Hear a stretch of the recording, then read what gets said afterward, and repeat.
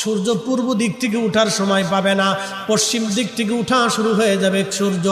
আল্লাহর নবী বললেন তওবার দরজা বন্ধ হয়ে যাবে, আর ওই সময় দক্ষিণ দিক থেকে একটা বাতাস আসবে। সমস্ত ঈমানদার সেই দিন মারা যাবে, কোনো ঈমানদার আর থাকবে না। আল্লাহকে আল্লাহ বলে ডাক দেওয়ার মতো কেউ থাকবে না। আল্লাহ ইসরাফিলকে বলবেন, ইসরাফিল সিংহায় ফুঁক দাও।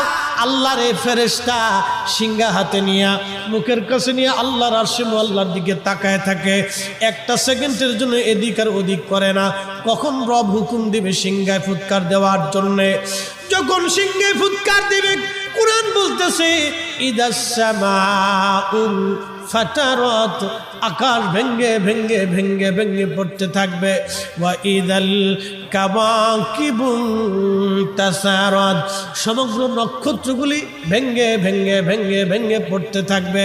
ওয়া ইদাল